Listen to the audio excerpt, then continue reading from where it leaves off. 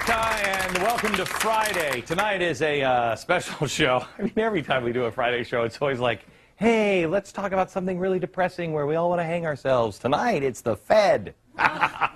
Oh, it's going to be spooky. During the financial crisis, most Americans have heard a lot about the Federal Reserve, but most Americans don't know anything about it, how it works, what it is, who even runs it, or how it's run. We know that it buys our debt, it sets up interest rates, it has a lot to do with the economic well-being of our nation. Wouldn't you say? Where did it come from? Tonight is part of our E4 focus this year. We're going to delve into E2 and get educated on the Fed. G. Edward Griffin, he is the author of this book, and if one more person hands me this book, I'm going to snap, because I get this from so many. I go out and people are like, have you read this book? Yes, I have. May I recommend, have you read this book? If not, read it. It is The Creature from Jekyll Island. It is a fascinating book on the Fed. The author is one of our guests tonight.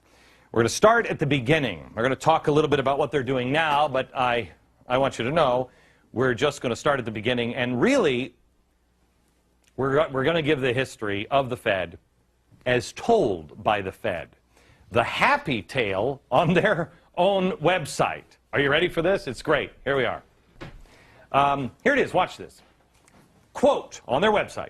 After Alexander Hamilton spearheaded a movement advocating the creation of a central bank, the first bank of the United States was established in 1791. You see how great this is? The Fed was started by a founding father. No, it wasn't. No.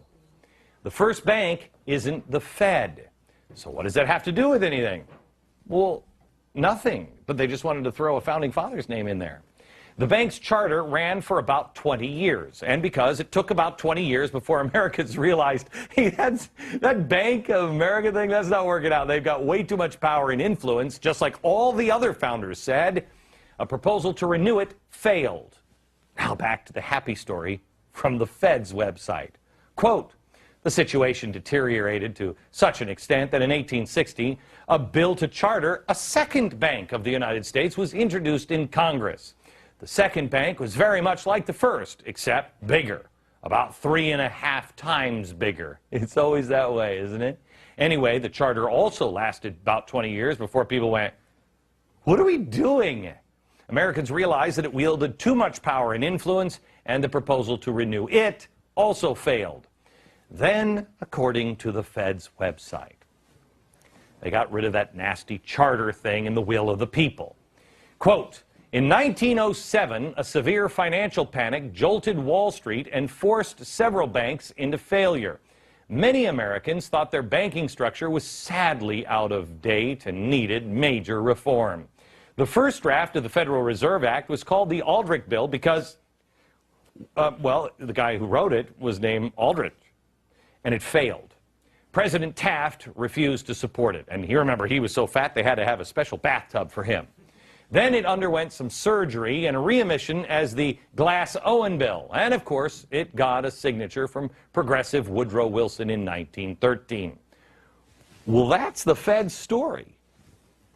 Bill was introduced in 1907, and in 1913, it finally came to be. Isn't everything great in sunshine and lollipop world? The Federal Reserve Act wasn't drafted in Congress. It was drafted on a private island off the coast of Georgia in 1910. Here is the island, Jekyll Island. And it was drafted under great secrecy. Jekyll Island was the retreat for billionaires like William Rockefeller and J.P. Morgan.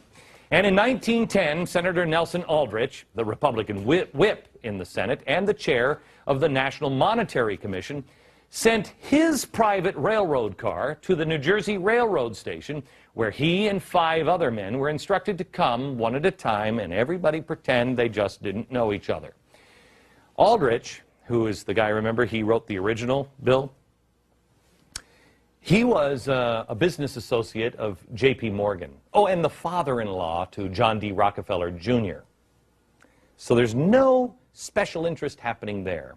There was also Abram Piatt Andrew, Assistant Secretary of the Treasury, and Frank Vanderlip, representing William Rockefeller, Henry Davidson and Benjamin Strong with J.P. Morgan, and Paul Warburg. He was a partner at Kuhn, Loeb and Company. He was representing the Rothschild banking family. Oh, he's going to talk about the Rothschilds now. He actually is an interesting character. If you ever saw Little Orphan Annie, Daddy Warbucks was named after Warburg. These are the men that represented 1/4 of the entire wealth of the world. You think we got a problem with wealth now? Those guys, 1/4 of all of the money in the world. The Morgans, the Rockefellers, the Warburgs, the Rothschilds, all in one room. Yeah, but when do they start sacrificing chickens? Well, it doesn't happen. That I'll tell you. These guys were all competitors, according to G. Edward Griffin, who we'll talk to in a minute. They all had come together to form a banking cartel so they didn't have to compete against each other. He says it was like an oil cartel or a sugar cartel, but this cartel actually went into partnership with the government. I mean, how great is that, huh? It's kind of like the drug cartels in Mexico. Wait, I didn't say that out loud, did I? So for more than a week, these men sat around there. And they sat around this big table and they hammered out all the details of what became the Federal Reserve System with 5 objectives. How many of these do you agree with? 1, to stop the growing competition from the nation's newer banks. That doesn't sound good. 2, to obtain a franchise to create money out of nothing for the purpose of lending. That one really doesn't sound good either. 3, to get control of the reserves of all of the banks so the reckless ones wouldn't be exposed to currency drains or bank runs. Oh, that's the charity part. Golly gee, beef, thank you so much.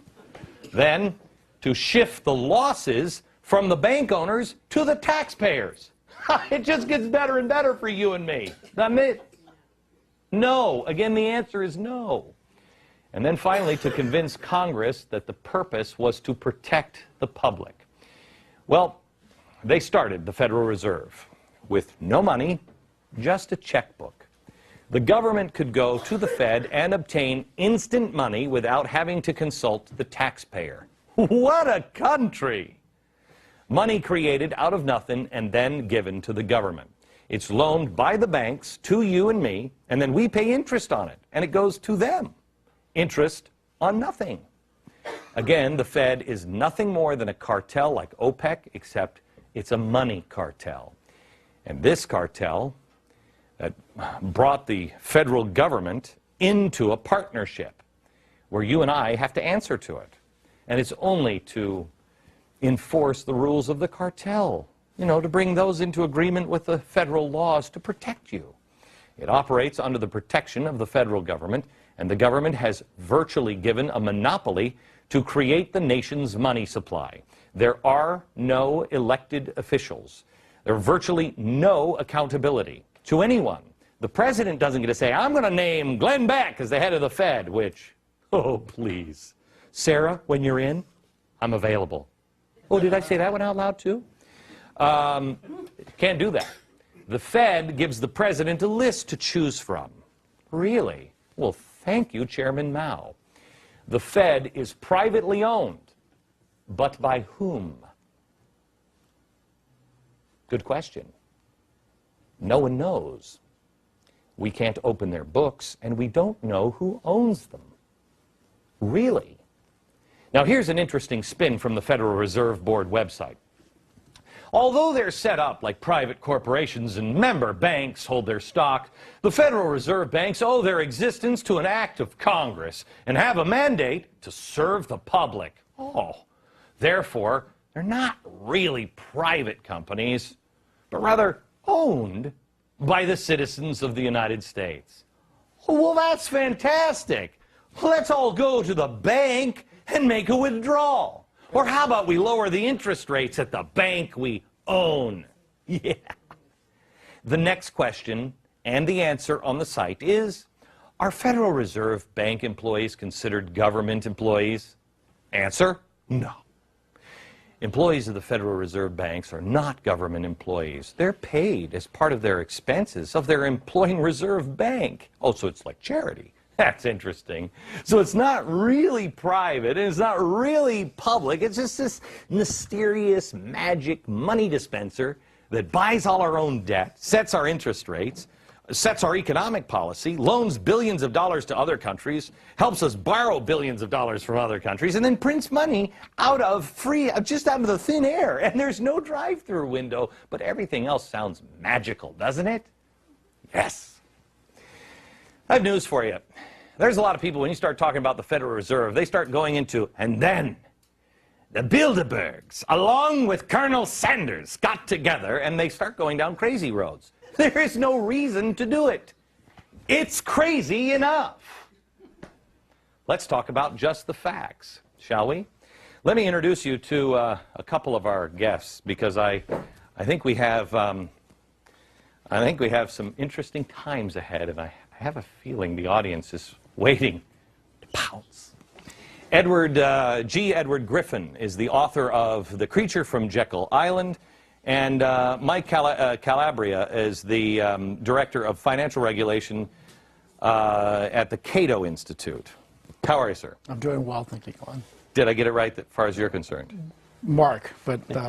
oh, did I say? What did I say? I think you said Michael. But oh, I'm sorry. Okay. I'm sorry. My brother will be tough. Okay, good. So, Mark, did I get it right? Yes, you did. Okay. Let me go to... Now, I want to make sure I get G. G, do I call you G or do I call you Edward? Or G-Ed? Edward will work just fine. Okay. How about G-Money? Edward, did I get the story right, and what did I miss? You got the story very, very right. A lot of very interesting details. Of course, we don't have time for it in a program like this, but the essence of it, you got exactly right. Okay. What did I miss that is important? In fact, let me go here. Let me go here. I'm going to show you this timeline. And this timeline shows all of the crashes, not the panics, but the crashes in the United States. A crash in 35, one in 1880. Then it kind of picks up. 1880, 1896, 1900, 1903, 1907, then nothing till 1929, then 37, 38, 46, 62, 87. There seems to be this clump of crashes here. Is there anything nefarious about those crashes, or is this just bad policy and everything else? Well, there are two things. First of all, you asked if there was anything that was left out. As I said, the important items were there, but there's one thing you might want to explain to the audience, and the reason for the secrecy that you mentioned. Why were they concealing their identities? Why did they deny that they went to this meeting? And the answer is because if the American people had known that this bill, which was supposed to protect the American people from the big bad bankers, was actually written by those same bankers, well, then the scam would have been out in the open. And that's why they had to keep the whole thing secret until many years after the meeting took place. Okay, so Edward, hang on just a second. We just did a story this week where the unions and all of these people are saying the big bad banks are getting all of our money. And I thought to myself, well, wait a minute, the unions are the ones that racked up all this debt. Then the government takes the money from the taxpayers and then has given it to the banks. The banks are the ones that are, through the central banks, causing all this problem. Mark, can you help me on this? I mean, it's... well, very much so. I mean, what we've seen is the central bank pushing all this money into the system.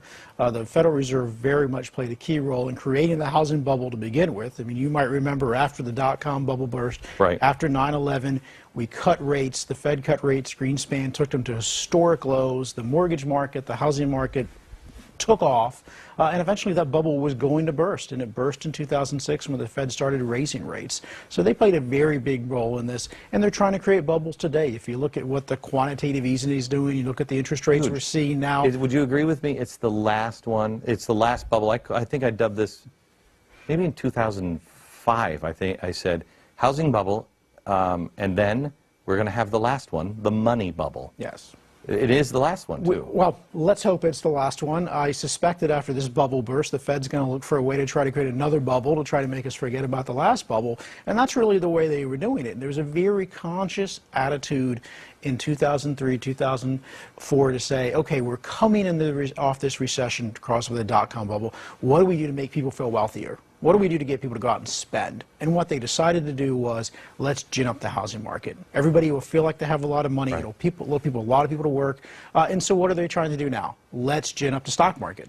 So and it really is creating one bubble to try to offset the effect of the last bubble. So, Edward, let me go back to you. We see the way they're working the bubbles now, but let me go back into the past. We see this clump of crashes here. And I know, correct me if I'm wrong, I think it's like a panic in the 1890s, either 1892 or 1896, where I believe it was J.P. Morgan that loaned money to the United States. He came in and personally bailed out and said, I'll lend you money. Then another one happened in like '03, and he said, you know, I can't do this anymore. You guys are on your own, but I'll get my friends together and bail you guys out one more time, and they did. And that's what kind of led to this, correct? Well, that's exactly the historic origin of it, but I think underlying this, we have to recognize the principle of the Ponzi scheme. The system really is a Ponzi scheme as we're living through it right now. It works as long as the money supply continues to expand and expand and expand, like any Ponzi scheme. You pay off the first investors so that they're very happy. They bring in the new investors. As long as it expands, it works. But when it finally stops, the whole thing comes to an end. That's why they have to keep expanding the money supply. Well, when you create money out of nothing, you also face the fact that money goes back into nothing. So this kind of a system makes the expansion and contraction inevitable. The booms and the busts are inevitable.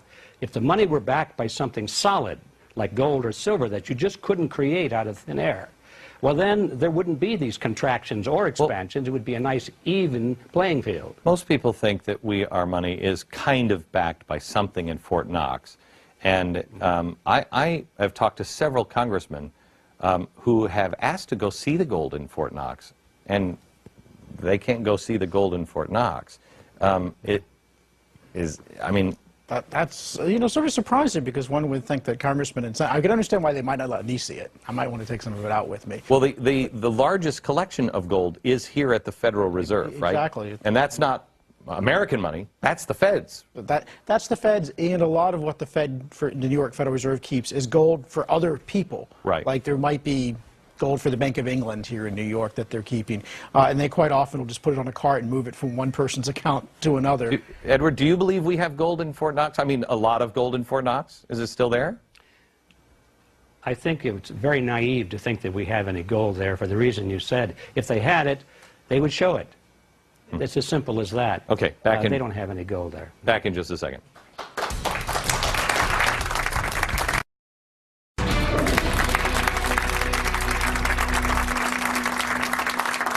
All right, I want to go, I want to introduce you to our guest, G. Edward Griffin. He is the author of The Creature from Jekyll Island, which is a book you must read.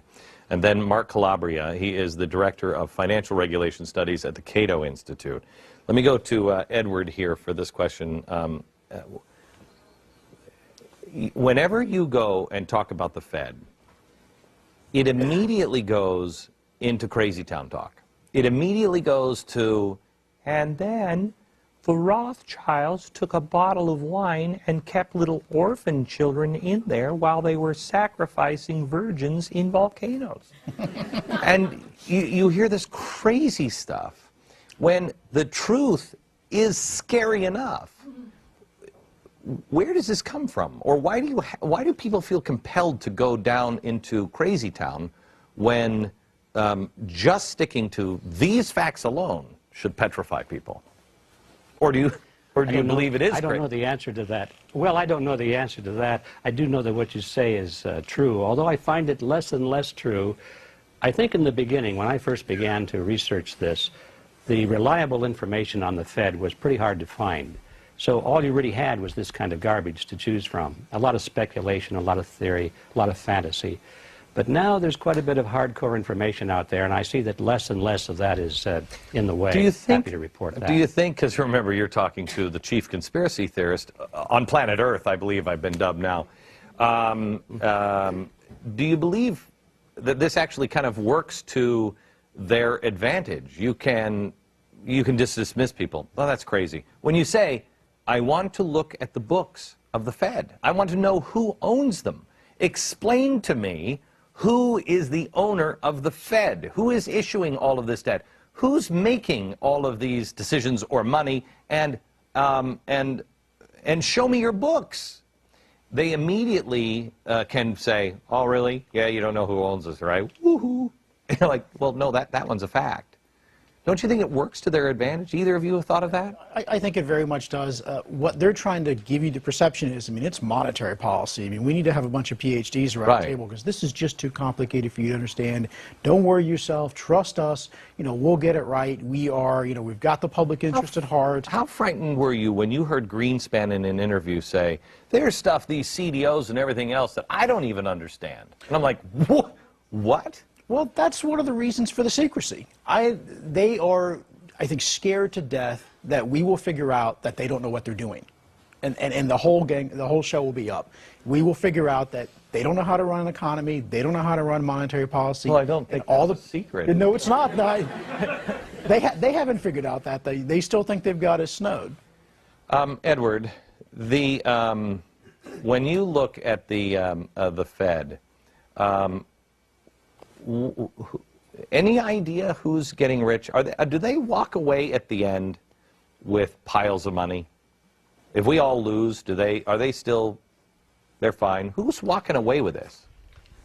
I don't see it that way. I think these people already have about as much money as they could possibly spend. They started off with so much wealth that another mansion, another jet, another yacht doesn't make that much difference. I think what these people are doing, Glenn, is they're taking the leverage of this power, this financial power, and they're converting that into political power. Their vision now is much bigger than just making money. Their vision is really in terms of controlling nations and in controlling society and in controlling the world. We've all heard that famous phrase, the New World Order. They use this phrase over and over again. It's their phrase, and they're really serious about it. They're taking the money and they're buying up political leaders, they're buying up media outlets, they're buying up large organizations, influencing labor unions and so forth. Show me how give me an example of where they're buying up media organizations or labor unions. Well, all right, here's how it works. You know, the human being is a herd animal. We follow in groups. We follow leaders. And so all that anybody needs to do to control a society is to control the leadership of that society through what these people call the power centers. Those are the large organizations, you know, the things that people belong to, and they have leaders and they follow. They respect their leaders. We're talking about political parties, labor unions, church organizations, the obvious things. So they know that if they can dominate just the heads of these organizations, the half of 1% of the population that is in control of the power centers, they've got the masses in line. And so when you look at the tops of these organizations, they're all in line with the Federal Reserve, with the New World Order, and that sort of thing. Okay. Not the membership, but the top. It's the Saul-Alinsky principle of organize the organized. Let me come back. Audience questions, and then I want to ask you, Mark, about Ronald Reagan. The story is that Ronald Reagan was kind of taking on the Fed and rattling the cages, and the Fed taught him a lesson, and he kind of went back into line. We'll get into that in a second.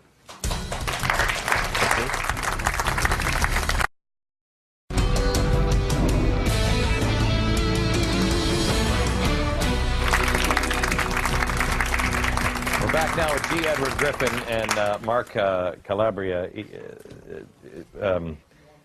Edward is the author of A Creature from Jekyll Island. If you haven't read this book, you should. Are you surprised, Edward, on how many people are reading this book now? It's got to, I mean, how long ago did you write this? How long ago? Well, it was published in 1994 was the first year. Yeah. And I'm totally surprised because it's a big, thick book, as you know. I thought it would be good for a doorstop. But amazingly, people really have taken an interest in it. Yeah, it's got to be flying off the shelves because, I mean this sincerely. I probably have 100 copies of this myself because people come up to me all the time and say, you got to read this book. And I'm like, no, I haven't. And they're like, no, you got to read this book. I'm like, no, I haven't. And so I just take it, it's an amazing read that most people have never taken this journey down. I want to go to Ronald Reagan here for a second with you, Mark, and ask you because I've always heard that Ronald Reagan you know, after the 1970s and Jimmy Carter, which was kind of a mild version of what I think we're in now. Wow, that's scary, isn't it? He came in and he wanted to change some things, and the story is that the Fed taught him a lesson. True? There was a lot of pushback on the regulatory side, and that's the reason, if you remember, that Reagan reappointed Volcker one time, but he did not reappoint him the second time, and because at that point they were not getting along all that well, and there were pretty big differences in policy, and this is despite Reagan was very supportive of Volcker's efforts to bring inflation down. Most of the disagreements were really on the regulatory side. Reagan, in his Treasury Department, wanted to redo banking regulation in a way that Volcker did not agree with, as well as you may or may not know that the regional presidents have to be approved by the Federal Reserve here in Washington.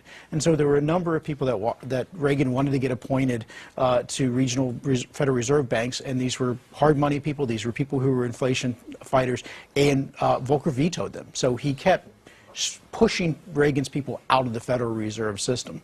Okay. Edward, if people had to know one story of the Federal Reserve that would turn their hair the color of mine, what would it be? That would be what I call the Mandrake mechanism.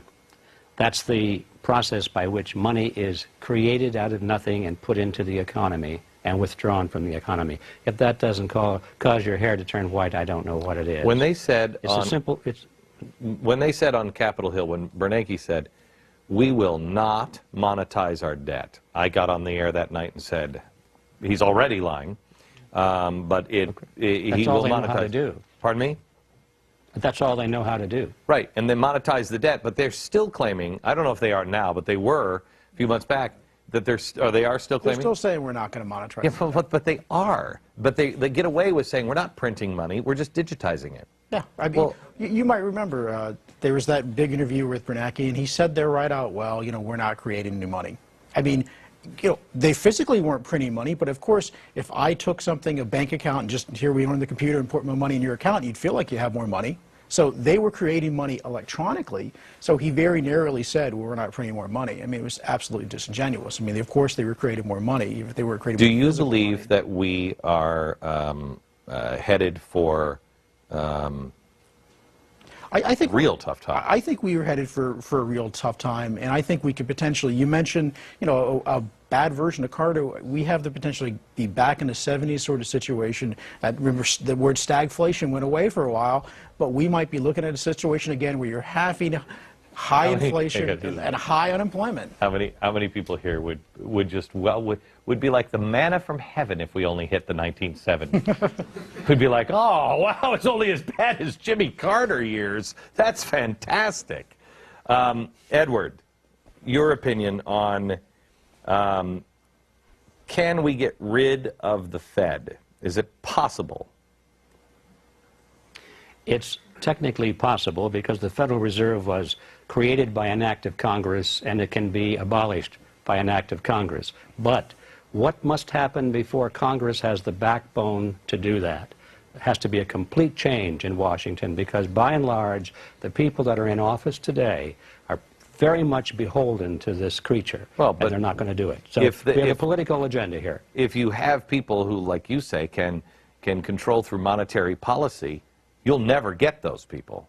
You'll never make that change because they would control too much of the money. I mean, they could make the pain enormous.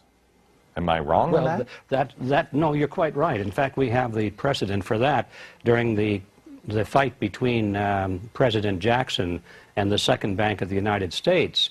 The head of the central bank, which was that version of the Federal Reserve today, his name was Nicholas Biddle, and he fought back exactly that way. When Jackson tried to generate support for getting rid of the Second Bank, he said, I will pull the country down. He said, the nation will fall, the people will fall, but the bank will not fall. That was his exact quote.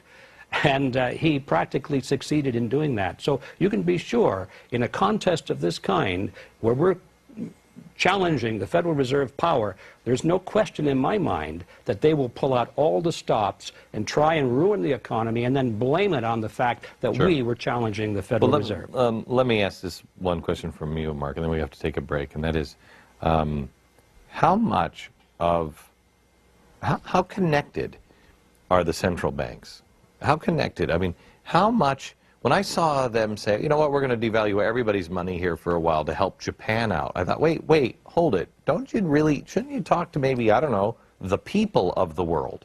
And they're just moving together as one, central bank to central bank. There really is a bankers club that's been there since the beginning. For instance, I mean, even among mainstream economists, it's generally recognized that the Federal Reserve of New York's efforts to support the British pound and support the Bank of England in the 1920s helped cause the stock market bubble here.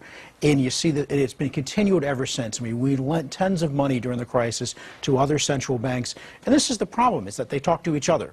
You know, so their constituency is protecting each other and making each other look good, not essentially listening to what the American public wants. So I do think there's a real problem that they're not looking out for our interests as much as they're looking out for the interests of each other. Back in just a second.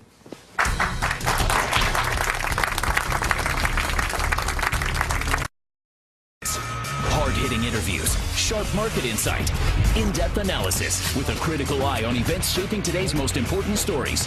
Weeknights, Dobbs is back to business, going back-to-back with one of the most experienced names in business journalism, Neil Cavuto. Two trusted names, one powerful network. When it comes to covering business, these guys are all business. Only on Fox Business Network, giving you the power to prosper.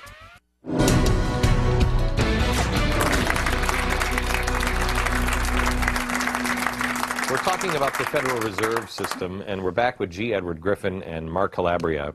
And we want to go to the audience here who has sat patiently, and I want to start with Nicole and your question about the Fed. Okay. In the Weimar Republic, they flooded the economy with currency to like jumpstart it.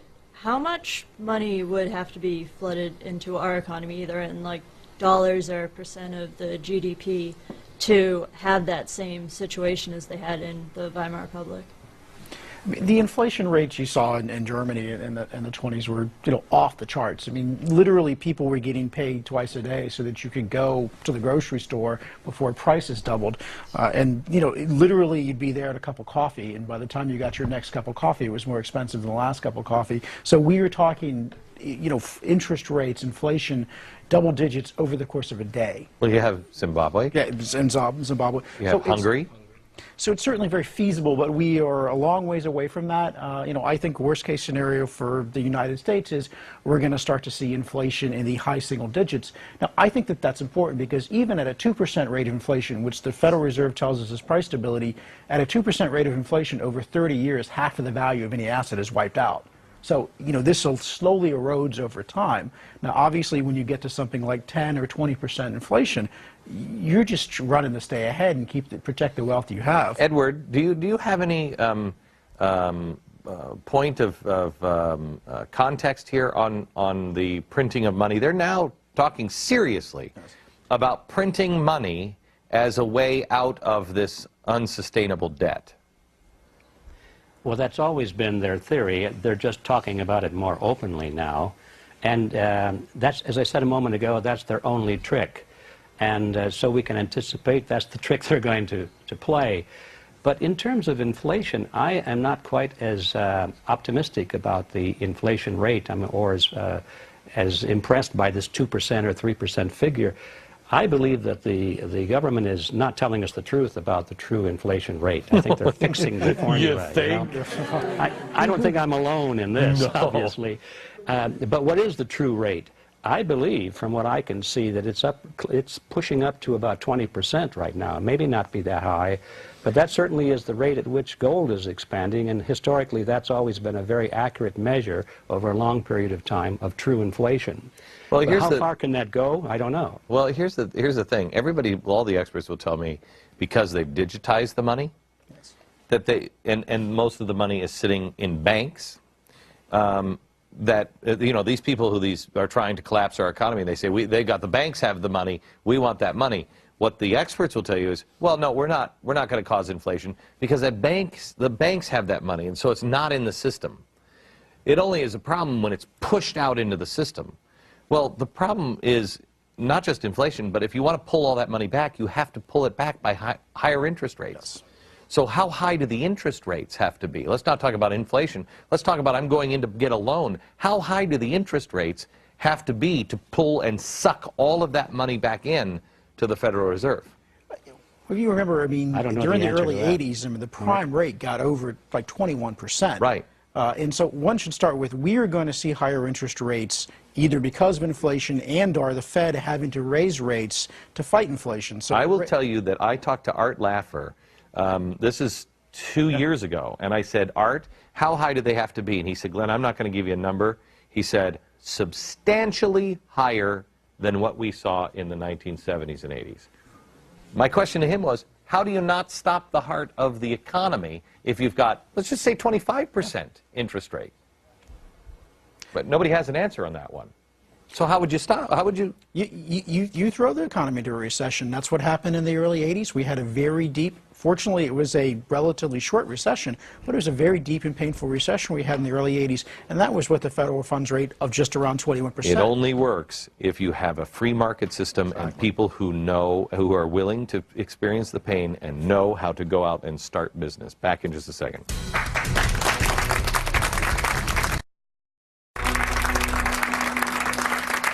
We're just having an interesting conversation here with Morgan. How old are you, Morgan? I'm 23. You're 23. You just asked the question in the break. I don't have anything. Right. What do I do, right? What do you do when it all comes crashing down if you don't have anything because you're just starting out? I mean, I think you do need to be concerned. I mean, fortunately, for good or bad, you're not in as bad shape as people who are savers. I mean, the people who are really getting hit the worst by this are people who've been saving all their lives, who are near retirement. You hopefully have enough time to plan against this. You need to put yourself, I mean, the first, most immediate thing you can do is build your own human capital, because labor will always be worth something and brains will always be worth something. And hopefully they can't inflate that away. But any physical wealth is going to be something that you got to find a way to protect yourself and hedge it. And you can look at a variety of commodities, whether it's silver or gold, or whether it's even the food stuff, or even it's land, because all of those things tend to hold their value in inflation. And then buckle up. Yes. And then buckle up. Who was it? Was it Alex or Steve? Yeah, Steve. That there really is gold that backs the ETFs. That's it. That's the electronic transfer, right? Of gold. That's the gold. That's paper gold. Yes. The operative word, I guess, here is backs. You know, when the Federal Reserve started out in 1913, you had to have 40 cents of gold for every dollar that they issued. We're not even at 1 cent for every dollar that's issued. So in no way could you go and get gold for your dollar bills. Now, I think an important part, we talked earlier about what would make people change their mind about the Fed. I think a lot of people have forgotten that up until 1971, when Nixon took us off the international gold standard, there was an anchor that kept the dollar somewhat stable. And you really didn't see a burst of inflation in history until after that happened. So if we did nothing but went back on a gold, some sort of standard, internationally, you get a really big constraint on the Fed because of that. Let's go back there, because Ed had a question here about the gold standard, right? I understand there is a bill in the North Carolina House, H.R. 301, to create a state-based currency backed by gold and silver. And Utah just passed a bill, and the governor signed it, saying we'll accept gold now or U.S. dollars. I don't know how they're going to get away with it, but I want to go there, and can you even get back to a gold standard without massive pain? Next. The states that want a gold standard, like Utah.